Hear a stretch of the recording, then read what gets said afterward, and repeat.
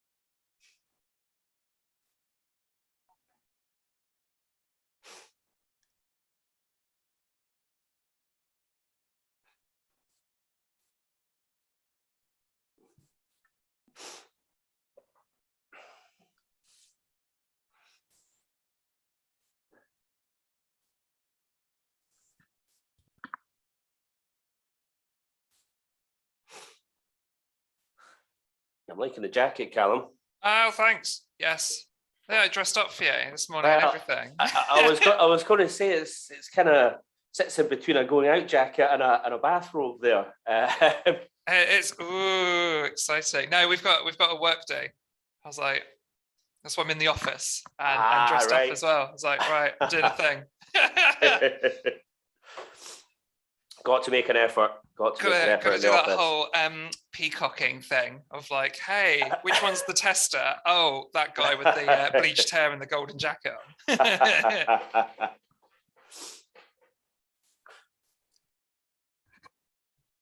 Yeah, you find people that are coming back to the office are a lot more or eminently more smartly dressed than they were at any point previously. I think I was the one person in lockdown that actually wore shoes most days and a shirt. Really? Yeah. I think I overdressed for lockdown.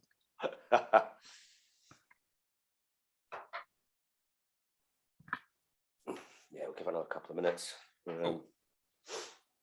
Hi, Simon. How you doing? Hello, can you hear me? I can. Yes. Okay, I thought I was muted by default, but okay. Yeah, doing well. Good to see you all. Yeah, you too. You too. Indeed, I think Callum's jacket is a little too flashy for me in the morning. You mean you don't just like casually throw something on like this?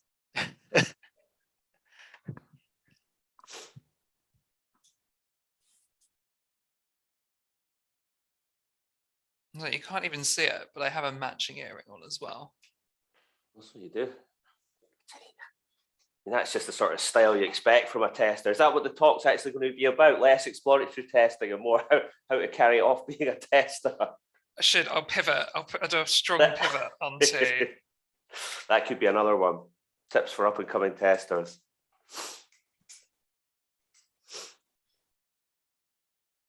Hey, Dean.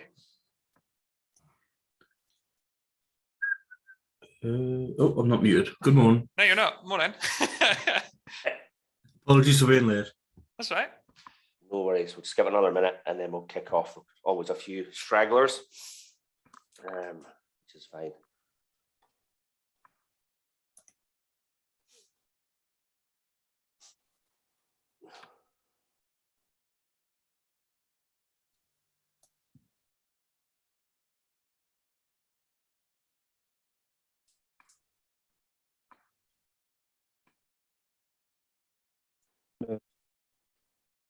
Design for Stretch. Hey, Praveen. Hi.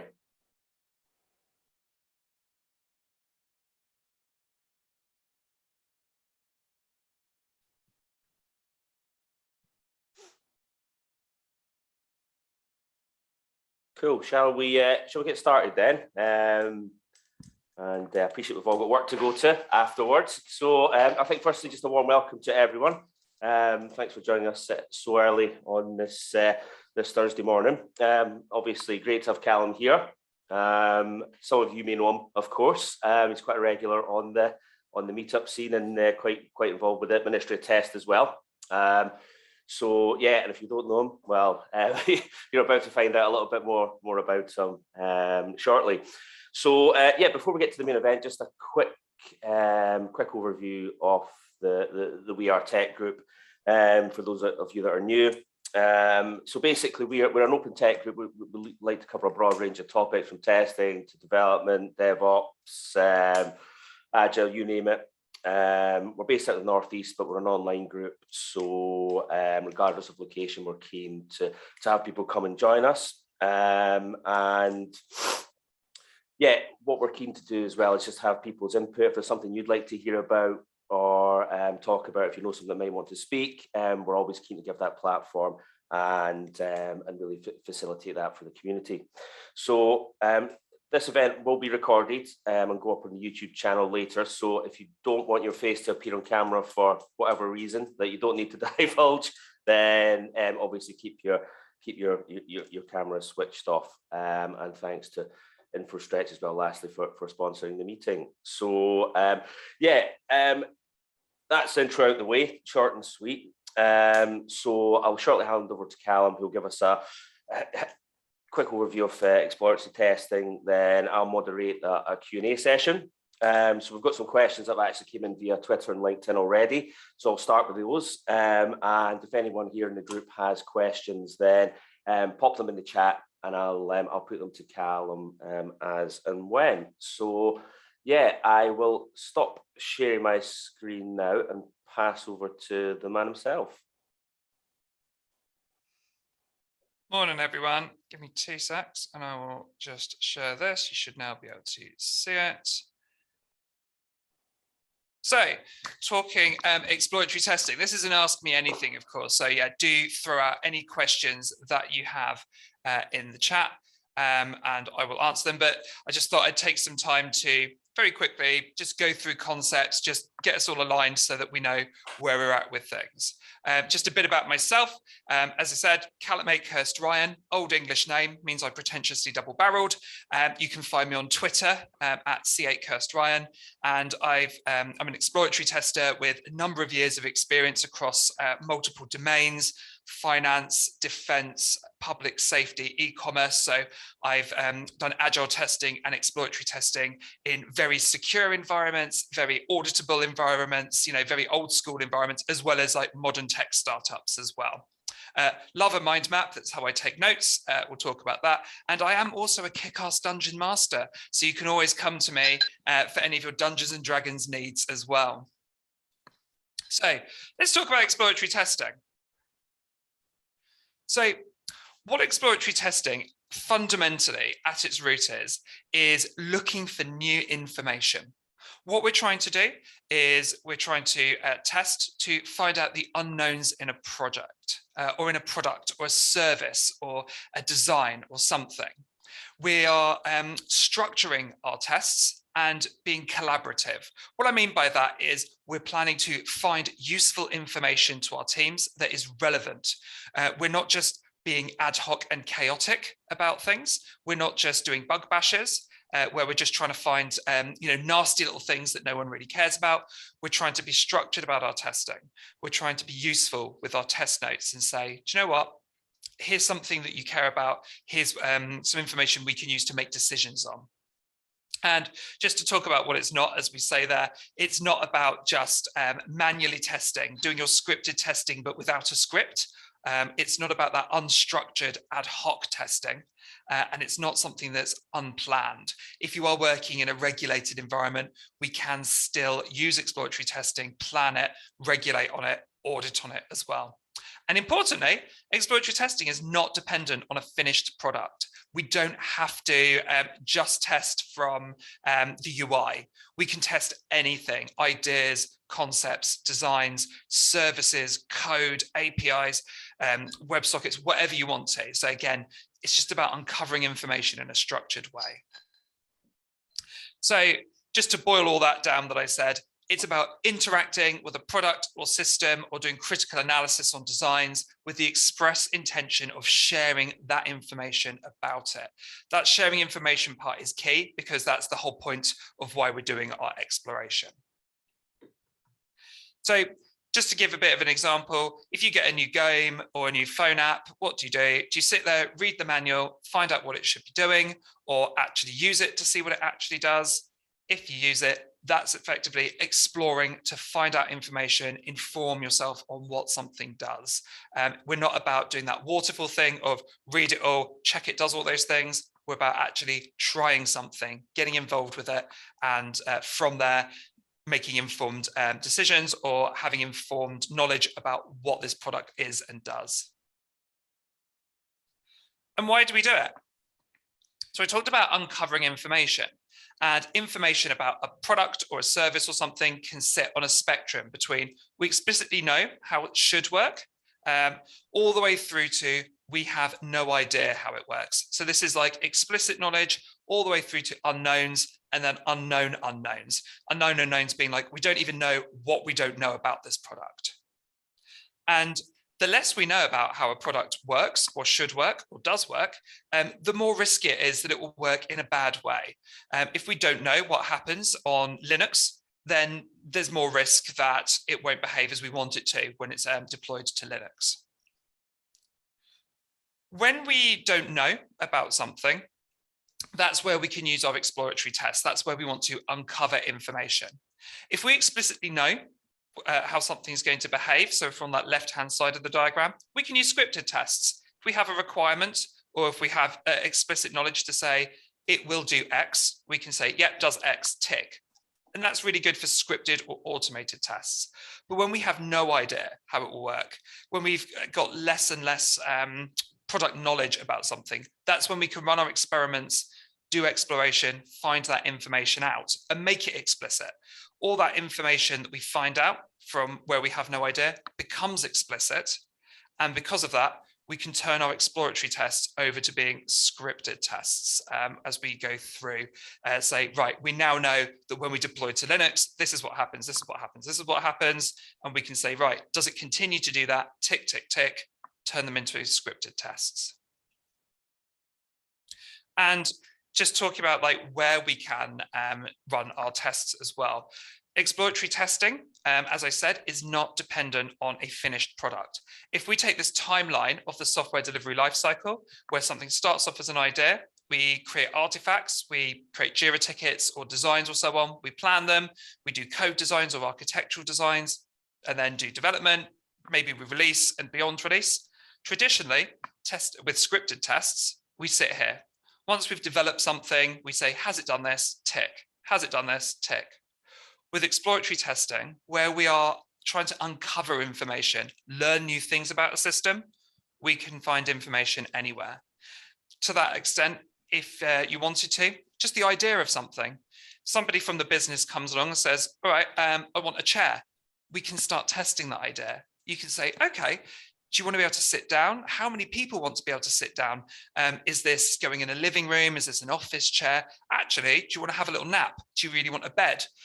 All of that is testing, and all of that is exploring to uncover information about what somebody wants and make it explicit. So a very quick part on how do I go about implementing it? Because obviously a lot of this we talked about is theoretical. Yes, it's great to uncover information, but how do I go about actually doing it? Well, first thing is we can use something like charters. And I've got a picture here of a great book called Explore It by Elizabeth Hendrickson. She put out this idea for test charters. And what they are is a tool that allows us to bound what we're going to explore for. So unlike a scenario, which is a very specific, you will do this tick, you will do this tick, a charter is a slightly larger playground that bounds us in our exploration, so we don't just go and do anything ad hoc, but still gives us freedom to try things within it. We're not just saying, follow this path, we're saying, look in this kind of big area. And the benefits of them is that they're specific. So a charter might be something like, explore the width of a chair with different sized people to uncover information about whether or not the chair's too narrow for people to sit on, right? It doesn't tell me I have to go and do this with this size person, go and do this with this size person. It gives me a playground, but a very specific focus for doing things. So it's specific, but I'm flexible. I can try different things within there. I can try men, I can try women, I can try really big people, I can try really small people, I can try babies, I can try dogs. It's still like to a specific goal, but I can try lots of things within there. And they're aligned towards investigating specific opportunities. If I suddenly find out that the chairs have a problem with men that are bodybuilders, I can focus my area in that, bring in more bodybuilders, bring in bigger people, bring in female bodybuilders, bring in non-binary bodybuilders, just to try and find out more information. I'm not limited by a specific scenario that I thought up front. I can start investigating and finding more issues where they lie. And finally, when you've got a charter and you're finding information out, you're reporting on knowledge sharing, not just numbers and metrics, rather than scenario-based testing, where I might say, oh yeah, 57% of my tests have been run. It doesn't tell me much about the quality of the chair. I can say, yeah, I've had a look.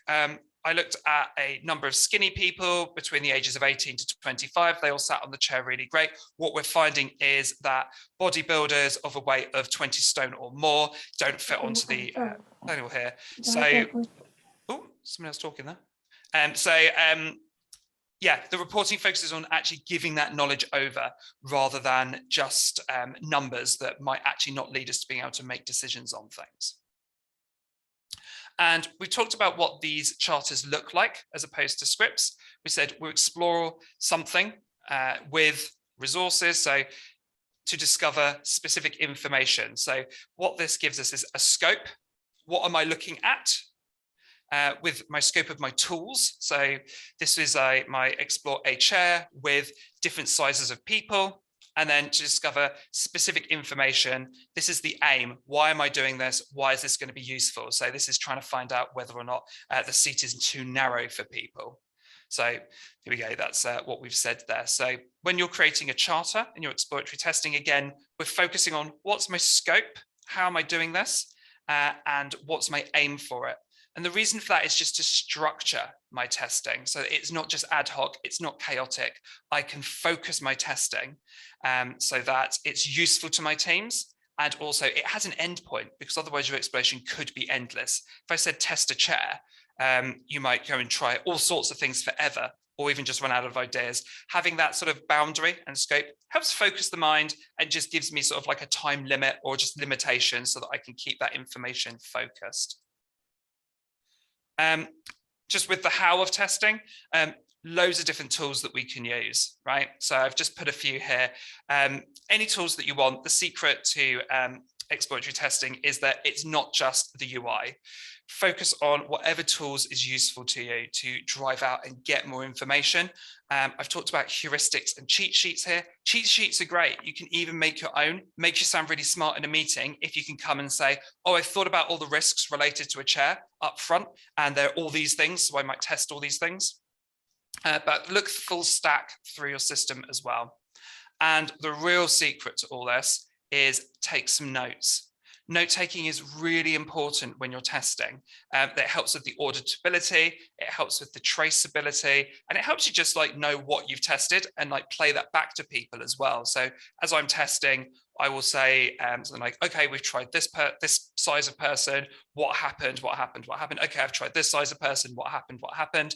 Dirty secret is, doesn't matter how you take notes. The important thing is that you do take notes and that you make those shareable, you make those visible to other people so you can audit on them. You can even take your exploratory notes and throw them in your test management tool, like TestRail or something, just so that people say, oh, you know, we've got auditability of this, that's great. And you can use screenshots, you can use videos, or you can just write things down. I like a mind map, that's just my preference personally. So how do we plan our tests? And this is going to be really important in a world where people say, okay, but it's just ad hoc. How do I know that I'm going to get the right kind of testing? Well, it's really easy.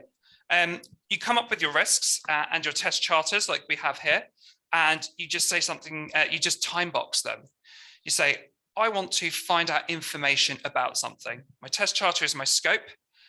I can time box it and say, right, this is how long I plan to spend on this. And I won't go over that amount of time.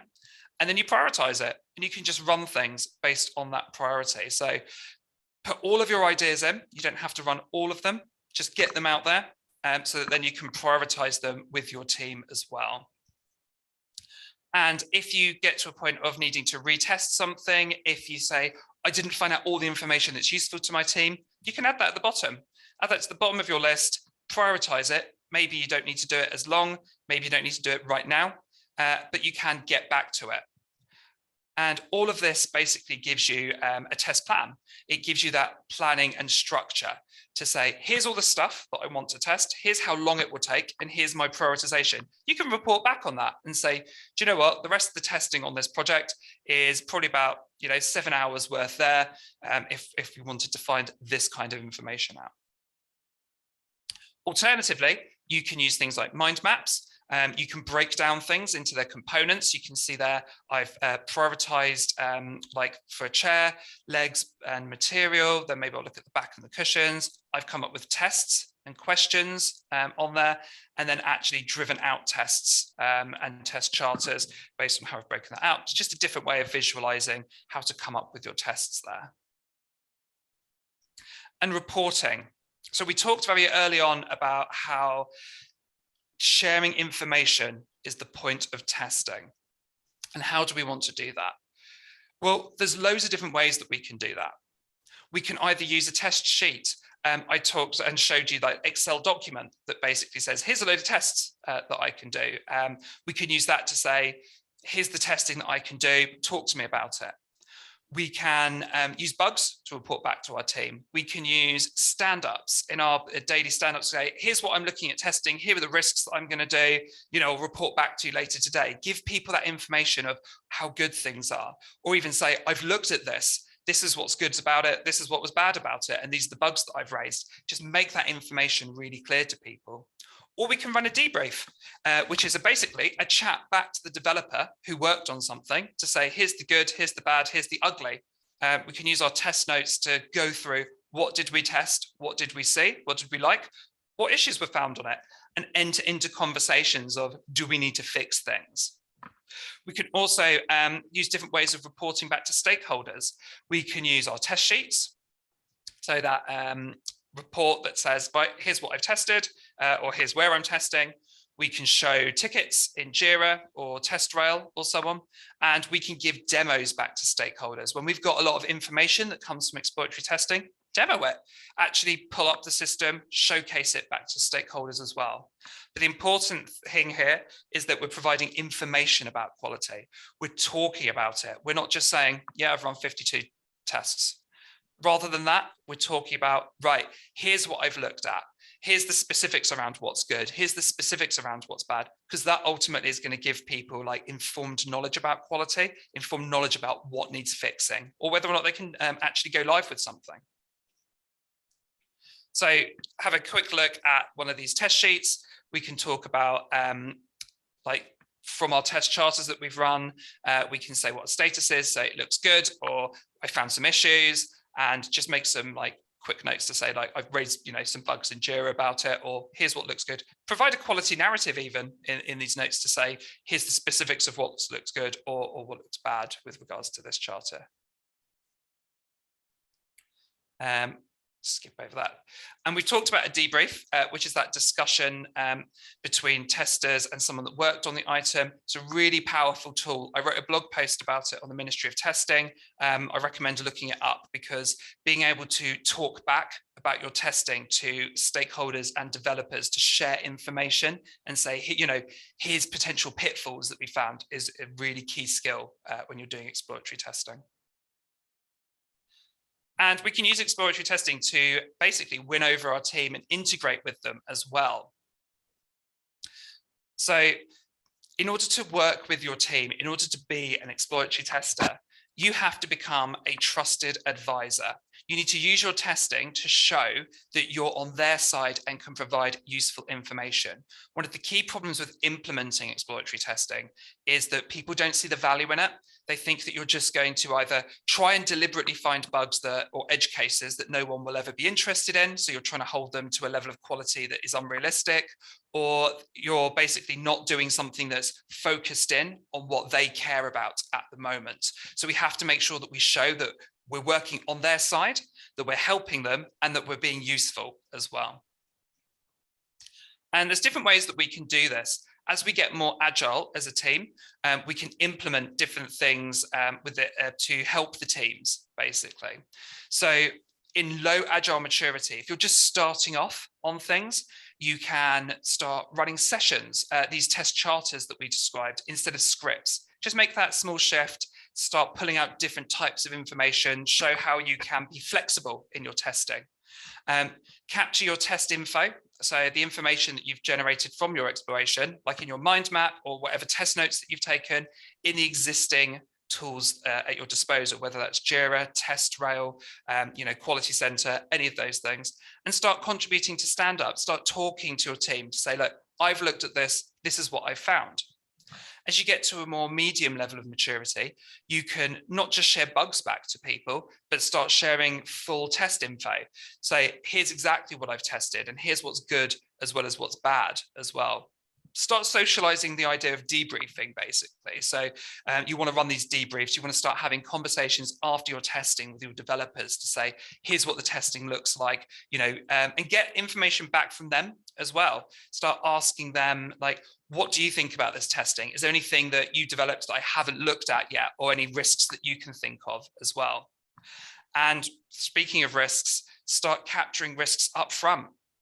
If you've got a ticket that's in design, start thinking about where things could fail. Put your test ideas in there up front, so that you can fix bugs before they even happen.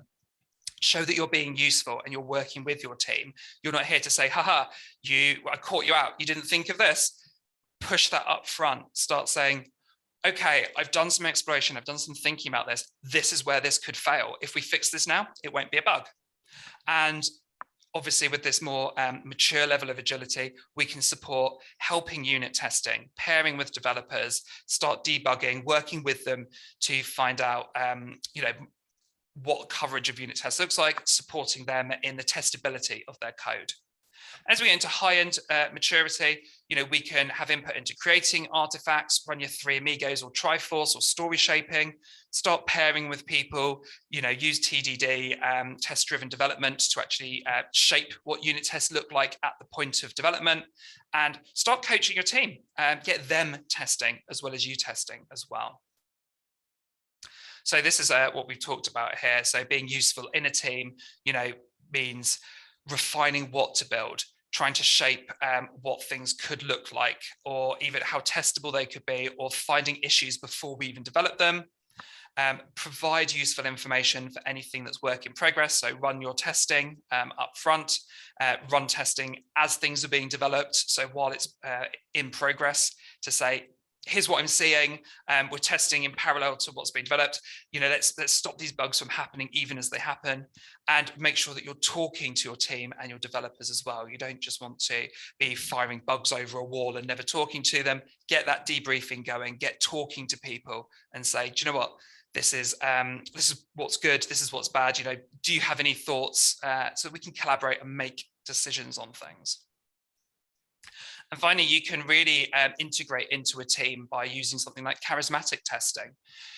Charismatic testing is effectively doing testing to specifically look for the good in something. We're not looking for bugs this time. We're looking for what's awesome about the code, about what's being implemented. If you've got devs that are like trying to push you away or not interested, if you talk to them about all the awesome things that they've done, they're more likely to warm up to you. You'll show that you're a trusted advisor, that you can see the awesomeness in what they've done, that they're doing good work, and you can just build that rapport. And hopefully that will help you work with your team a bit better as well. So that was a really whistle-stop tour of some exploratory testing concepts.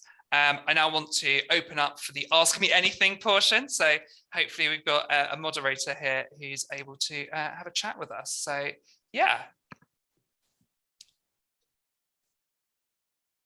Thanks very much for that, Callum. Really, really interesting points there. I've got a couple of questions that came from kind of Twitter and LinkedIn, but there's one. Is that you? Fire alarm, yeah. We've got, are you okay? Are you having to vacate or? No, it's just a test. It's just going to be a bit noisy for a sec.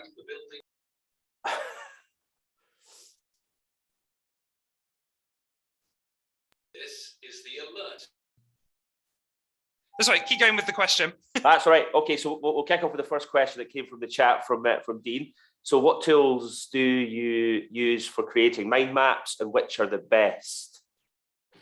Yeah, so there's a number of different tools that you can use, and fire alarm test complete, awesome. So there's a number of different tools that we can use. Each of them has different benefits and so on. Personally, I like to use something called Xmind. Xmind is a really good tool. It's really good if you're an individual user. It's not very collaborative, but what it allows you to do is start building out a mind map using keyboard shortcuts. You can press enter to add things down. You can use tab to go along. So it's really quick to make your notes with things. You can share things by exporting them to a PDF or an image, which is really good.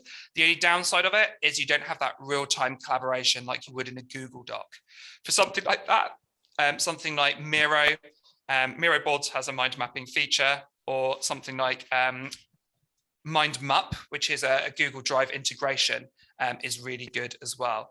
What I'll do is, let me see if I can quickly open Miro and I can show you what it looks like. Give me 2 seconds as I just load something up. So showing my screen again. So what we have here is Miro, which is a really helpful tool that allows me to run mind maps. So if I use a blank template, what I've got here is just mind map, just a regular mind map. I can press tab to create new nodes. So I can just be like capturing information. I can press enter to go down. I can use, I have to click on other bits in order to do things, but I can also drag things around with them. And I can copy paste if I print screen quickly. I think I'm able to. No, I'm not able to. I thought I was able to put screenshots in. But Miro is really good. This is great too, because I'm able to share either as an image, as a PDF, or as a link as well. I can share this link so other people can collaborate on things at the same time. So it's a really good tool. I would say Miro. It's also quite a secure tool as well. So it's something that you can basically, you can see here, I'm able to classify, lock things down. So if you're working in a secure environment, you can restrict things and you can really choose who's able to see this mind map as well. For something that's a bit more, if you're just in a general purpose project or environment, Xmind is definitely like it's a separate standalone tool. It's really easy to get started with and something that I definitely recommend as well. Just in terms of tools, mind maps are great if that's the way that you think about things, if that's the way you like things. I will also say that that's just my preference. That's what I like. Do use whatever works best for you. Google Sheets, you know, or Google Notes, anything collaborative like that is great, just where you can share them and get the information across. If your brain works in a different way, even sketchnoting, if you want to just like draw things, is really great. So mind mapping, those tools specifically, but you don't have to. Other ways of taking notes are available. No problem, Dane. Cool. Another question came up. More and more companies are doing automation. Why would you say exploratory testing is still important?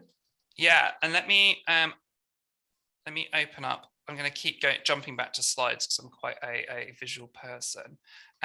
So yes, you're right. Teams do a lot of automation, and they should, right? Our exploratory testing needs to be able to complement automation that exists. So if you remember this slide, our automation focuses primarily around what we already know, right? In order to automate something, you have to be able to specify a behavior. This is your scripted tests. So this is like the API will respond 200. The API will respond 400. You know, the UI will have this component. The service will spit out this data after this transformation. We have to have a statement so we can tick or cross it. That's your explicitly known information. That's where we automate. But what about where we don't know? What about we have got no idea like what the bounds are for an API, like what's the character limit, or what types of characters are allowed, or how many people can hit it before we DDoS ourselves. You know, that's when we have to explore in order to find that information out. And then we can turn that information, when we explicitly know the answer, into automatable scripted tests. So you use your exploratory testing alongside any automation that's going on. Automation is great for telling me, what do I already know about a product? What do I want to continue happening? exploratory testing is great to go, what don't I know about a product? What do I need to know about this product? So you have to use them sort of in concert with each other. Now that's either through getting other people in your team, because you're just one person, other people in your team to help with that automation through unit tests and integration tests, or yourself like taking time at the beginning of a sprint to do the automation and then doing your exploration as well. And that's why time boxing of your exploration is also super important, to give yourself the time to focus on automation. It's also worth noting, automation and scripted tests require something to have been built to test it. That's a longer feedback loop, right? So exploration pushes your testing earlier, stopping bugs from happening. Prevention better than cure, right?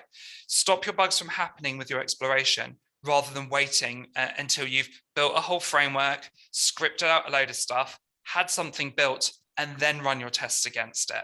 You need to try and shorten that feedback loop as much as possible, because otherwise it's going to be harder to make changes, or more expensive and costly to make changes. So yeah, I would say definitely important to work with your exploratory testing alongside your automation frameworks as well. Right, thanks, Callum. Another question from the floor from Russell. So you mentioned using exploratory in a regulated environment. Was there anything specific done beyond notes, mind maps to satisfy auditing traceability requirements? Yeah, that's a great question. So I have worked within financial banking and defense regulated businesses who are using ISO auditing standards, right? So that's the main one. And the main thing with ISO standards is you have to have a process and follow that process. What they want to know is, how have I done testing, or have I done testing, or have I said I've done testing, and have I followed that? So what I've tended to do is I will use a test management tool or Jira to capture high-level test ideas. So like we saw in that Excel spreadsheet kind of thing that basically says, for an acceptance criteria or for a story or for something, say, here are the tests that I have. I have like 5 tests: explore chair width, explore chair weight, explore, you know, how pretty the chair is or whatever. And I attach those in Jira as tickets back to the story, and then just put my test notes in there. As long as then you can say to your auditor, right, I've got a process where I say I will make stories or I will make extra tickets in Jira, put my test notes in there for the details of what's been tested, because I've made test notes, and I can basically pull them out. Like, here's a user story, here's the attached test against them, here's a user story, here's the attached test against them. It's a lightweight way of being able to trace requirements or trace tests back to requirements. You don't need to go full on with like a mapping matrix or anything like that. It's just that thin slice, that easy way of saying, I have test notes, I have a user story, I'll just link them together. And if you do that, that will usually satisfy, you know, that regulated testing, because you can prove it. You've got your test notes, you've got your test evidence in your test notes. I looked at this, I saw this, I looked at this, I saw this. Just in a bigger format that people have to, you know, have to look at to understand. You can also drive out a quality narrative from what you've seen. So make sense of all your test notes just by taking a few minutes to say, all right, we did all this testing and we saw these kinds of trends. That will help people as well. So yes, specifically create notes, because that's your test evidence for things, and it will help you talk about testing, and then either link them back to a user story or to a requirement in whatever tooling that you have available. It's just doing it lightweight, and you don't have to link every single little bit of test, every single bit of evidence. You can sort of batch them together. And I found that ISO auditors, you know, as long as you say, here's what I'm doing, they're happy to say, yeah, you've got evidence and you've got that traced back to requirements effectively. Does that kind of help you, Russell, with that answer? Or is there something more specific that you sort of wanted to discuss? No, that helps. It backs up a lot of what they would know as well. So it's No good. problem. Yeah, I think people get they over-index a little bit on auditability because they get scared, and it's a bit old school to sort of have those sort of big, heavy-duty test matrices. It's a bit 1990s, a bit early thousands for those, especially in banking. People sort of get a bit panicked on it, but the world has moved on, and we've got like better tooling at our disposal now. So yeah, definitely you can. I've found anyway that auditors are more than happy with that. As long as you document up front, here's what I'm going to do, and then you follow it through, they're usually quite happy. Yeah, I found the same. It's execution of the plan. That's what they care. They don't know what the plan should be. They just care that you execute what you said you would. Exactly. Yes. And that's when, if you don't have a plan up front, that's when people get a bit scared and force you to do like over engineers, like matrices and so on. Cool. Cool. I've got another question here for you, Callum. How would you advise teaching graduates about exploratory testing? So, well, presumably graduates or kind of juniors or people newish into the world. Yeah, that's a really, really, really good question. And it's something that I've been looking to do. I've looked to do that not just with testers, but with developers as well and graduates. Yeah. And the way that I've gone about doing that is creating workshops effectively. I run practical workshops that basically take the ideas of exploration. So talking like we have today about the theory, but then going into the practical side of things. So I'll talk about how to look for risk, how to break things down into their component parts, and then use that to drive out test ideas, how to use heuristics, ways of working, how to use mnemonics, and so on to inform testing as well. And then we run little like exercises to say, let's go look for this. So I usually run exercises to go to eBay and test the process to find the most expensive item that you can find on eBay, make notes on it. Let's make notes together and share that with each other. So it's just getting that experience with things.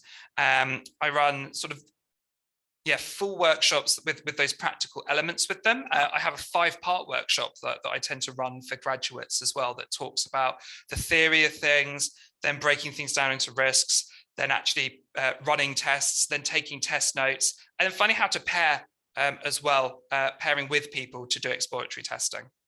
From there, that gives people a good baseline to have a go with things, have a go writing tests, doing risk analysis, and from there, then they can actually pair with a more experienced exploratory tester or developer and just start getting a handle on things. And when I pair, I usually have one person driving the system, actually doing the testing. One person sits back and takes the notes so that you've got that sort of nice flow and that speed. But both of you, the person who's taking notes can hold you to account as you're testing to say, look, you're going a bit off script here, or this seems like something you might want to create a second test for, or we're running over time, or come up with ideas as well, like, oh yeah, what if you do this? And the important thing then is that every test or every charter or every hour or so on, you swap roles. So everyone gets a chance to run things, come up with ideas and take notes as well and sort of think about things behind. So that's how I tend to go about things, very practical as well. I also point people to a lot of discussions and blog posts just to get the ideas and the concepts, or videos like this one, because a lot of this is just having an understanding and an appreciation for what testing can be, as well as just scripted. So it's giving people sort of that knowledge bank and lots of resources. So the Ministry of Testing has a lot of resources that we can use as well for looking at heuristics or ways of testing. So yeah, very much just get involved in things. Cool, perfect. Yeah, one from Simon there. What kind of metrics do you find relevant for a project manager obsessed with measuring the efficiency of exploratory testing? This sounds like it might be coming from experience here. Yeah, interesting one, Simon. So I advocate for no metrics. I don't find metrics very useful in exploratory testing. If I'm pushed for them, I'll just create random metrics. Usually myself, I'll just say, yeah, 29.21392% of tests have a status of puce. That's a metric. What does that mean? Instead, what I try to do is focus on education and outreach to say, look, here's what testing has been done. Here's what we have looked at. Here's what we have seen. So focusing on those quality narratives around things to say, look, this is basically the confidence that we have in things because we've looked at this, this, this, and this, and we've seen this, this, this, and this, and here's the issues that's related to that. Managing by metrics alone can't give you a view of efficiency or what does good look like, because it's meaningless in that context. You're looking to find information.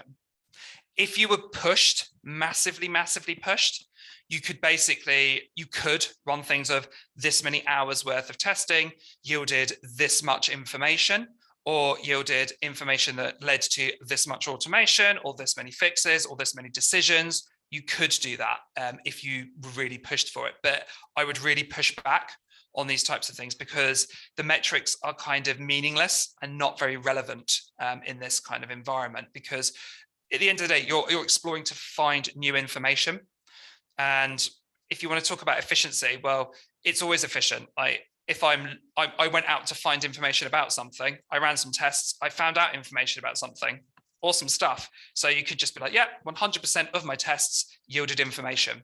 Or so it can be a bit difficult. In a very old school environment though, and this is me backpedaling on what I've said because there are ways that we can do things, and give you 2 seconds because I'm just going to share my screen again. There we go. So one thing we can do is this.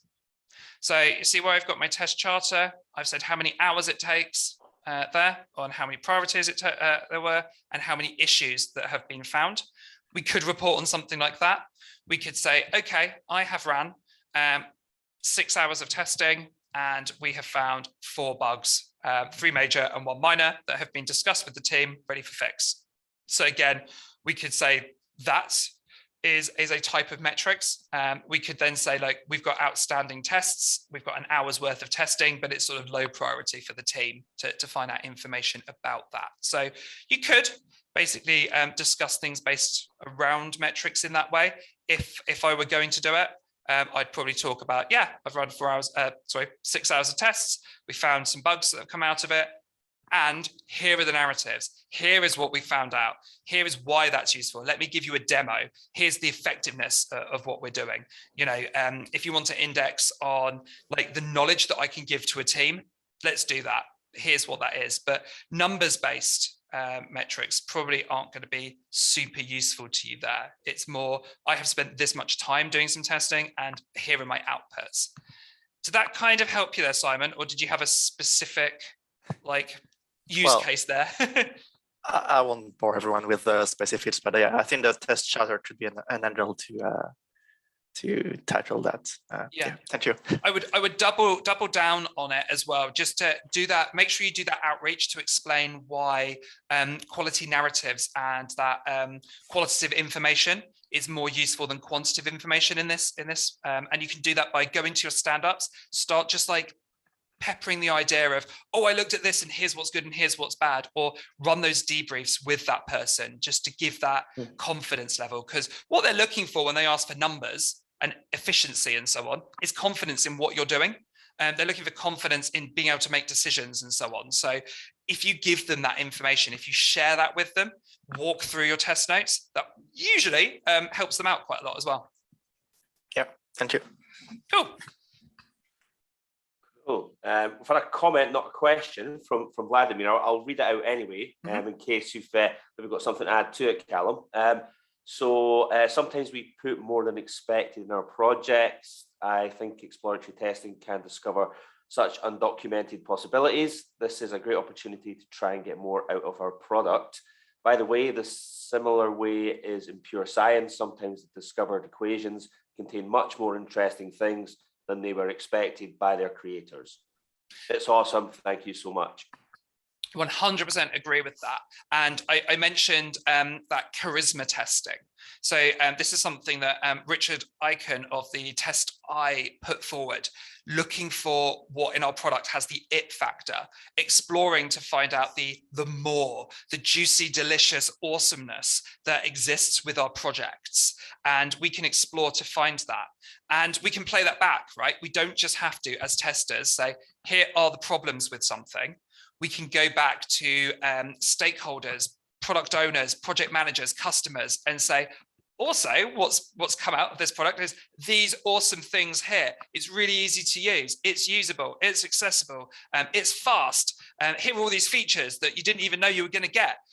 It helps build confidence in the system. It helps make decisions on the system. Those decisions are positive reinforcement. Do more of this, be awesome. But that's what we as testers are here for, not just that negative, like, don't do that, that's wrong. Focus on, yeah, this is awesome and good. And it's a selling point to customers as well. So we can do that via demos and our exploration. So completely agree with that comment. Cool. Thanks, Callum. I suppose one more question that came up from our social media. Do you see exploratory testing continuing alongside automation? Yeah. And I suppose any challenges that you might see around that as we move forward?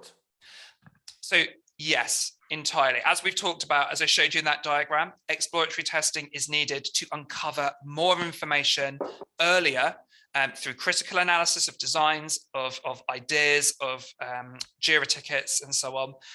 And whilst things are in development, automation can only give us that longer feedback loop of once it's developed, then we can test it. So we definitely need exploratory testing. The biggest challenge that we face in the testing community at the moment is a lack of understanding of what exploratory testing is and how people can use it. We tend to see job offers that say, I need an automation expert. Automation is a silver bullet. It will solve all my problems. I need numbers. Numbers is what's going to help me drive out my decision making. And we as testers, we as people who are exploring systems have to go on this socialization, this outreach to say, right, yes, that's great for your regression testing or telling me what I already think I know about a system. But what about all of this testing and what we can do to help with things? So that's the biggest challenge that we face is people that don't understand that this is a type of testing, that it isn't just ad hoc bug bashes, click, click, click, random, wacky hijinks, that it's something that can be focused and used and reported on, and you can get a little bit of metrics out of it if you need to. That's a big challenge. And another challenge is just that view that if people do say, yes, we want exploratory testing and we want automation, they're going to ask you to be able to be experts in both of them and be able to do all things. And that's great.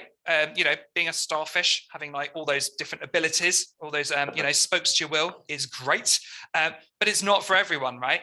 You've got some people that are really great automators, but aren't very good explorers. But some people who are great explorers, but code doesn't come naturally to them.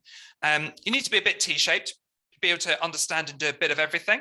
But another challenge is just that being strongly in both and being seen as complete experts in both. And at the moment, the market and the industry is kind of calling out for unicorns. That's a Dungeons and Dragons reference.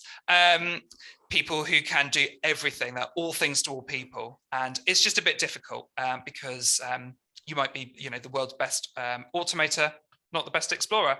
You need that support and you need materials to help you with that as well. So yes, both exploration and automation, they do that, they go hand in hand, they support and complement each other. The difficulties are telling everyone else that as well. Cool, thanks for that, Callum. I suppose before we close, any other questions at all to the floor?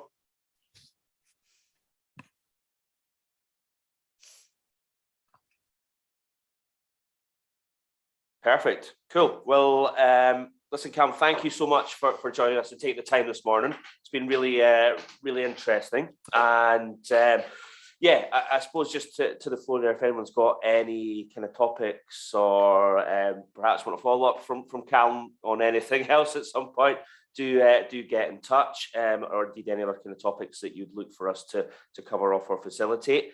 Obviously, the recording of today's event will pop up on YouTube. I'll pop it on the Meetup channel as well. But no, big thanks once again.